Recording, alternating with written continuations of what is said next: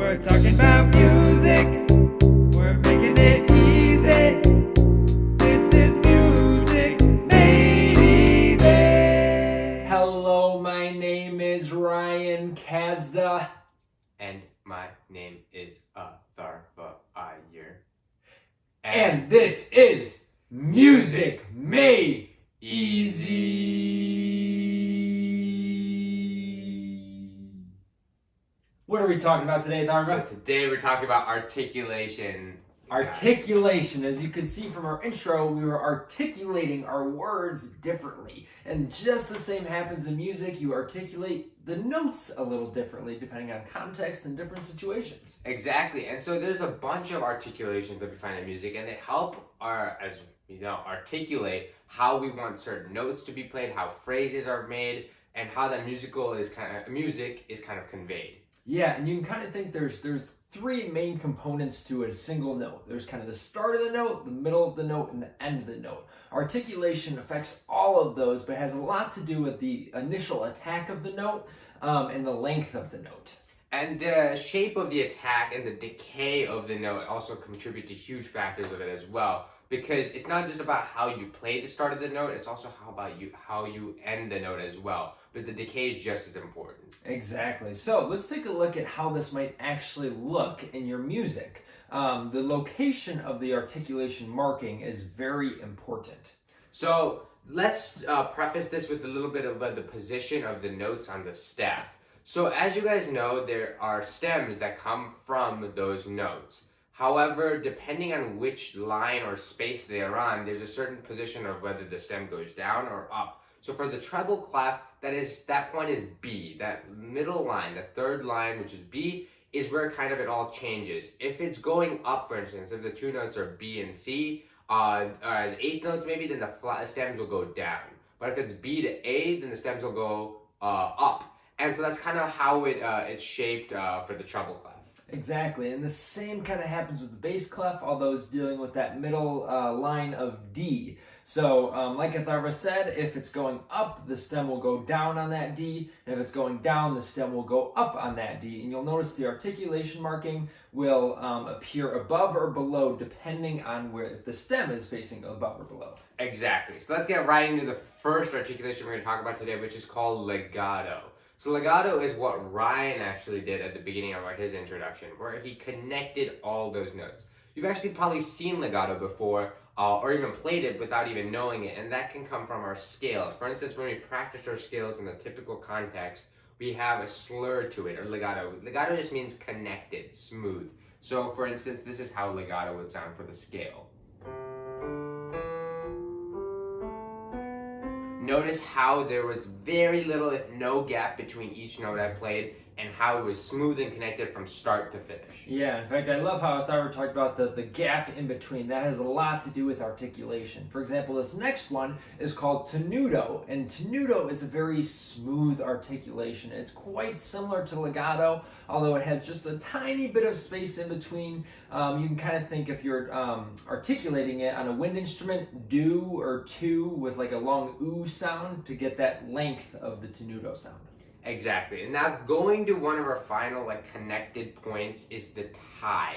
So the tie is between two of the same note. So the thing that kind of created the tie is with legato, when you're changing the notes, it's easy for you to change notes but still stay connected. But how are you supposed to play two of the same note without re-articulating it? So that's where the trouble began, and so that's how the tie came into play. So the tie is connecting two of the same note and just adding up their values. So for instance, if you have a half note for C and a half note for another C, and this usually happens over the bar line, because if it's just within the bar line, you may just replace it with a whole note or a dotted dotted half note if it's 3/4 or 4/4 depending on your time signature. But over the bar line, you can't just put a half note and expect it to carry over. So you might put two half notes and then draw a similar looking line to the legato, and that becomes your tie. So now you have the two beats here and the two beats here for a total of 4 beats. Exactly. Kind of switching gears here, we have what's called the accent If you remember when we talked about beats and beat placement, we talked about how different beats are accented. Well, the same can happen with notes. Different notes within a phrase can be accented, and all that means is it's given a little more emphasis to that note. It's a little more powerful, a little stronger. Maybe if you're playing it with your hand, you're using a little more force. If you're articulating it with a wind instrument, maybe a little harsher tongue. It's just a more powerful note. And you notice in our intro, this is kind of what we did with the music made. Both notes had kind of this thick sound to them and kind of had some force and power behind them. Exactly. Now, the next articulation that we're going to talk about is staccato. So this is the one that I used in my introduction for my name. It just means detached.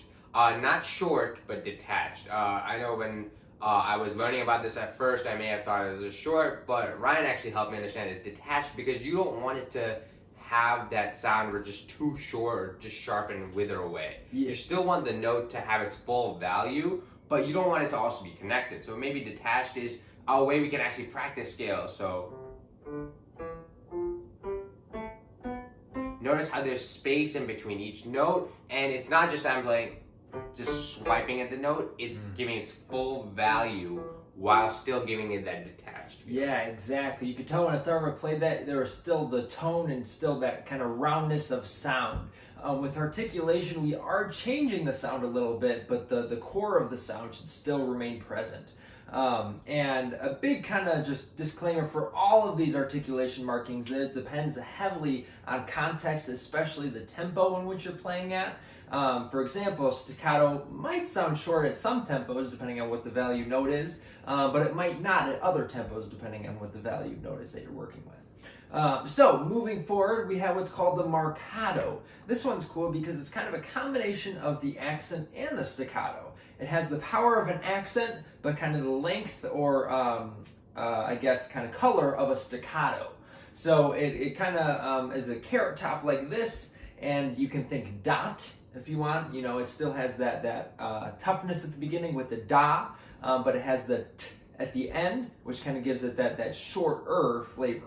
And our final articulation we're going to be talking about today is the fermata. And the fermata is what we did with the easy. It may have been a little uneasy, but it was the way we kind of lengthened the value of the note for an unsaid period of time. So fermatas are very important because, for instance, you can just replace, you may just be thinking, what if you just made that a whole note and tied it to another whole note? The idea of a fermata is that it's subjective. So if you typically see fermatas at the ends of phrases, maybe a transition between two parts, at the ends of a song, but it gives finality, conclusion, but it's up to the person playing it that kind of creates the fermata's length.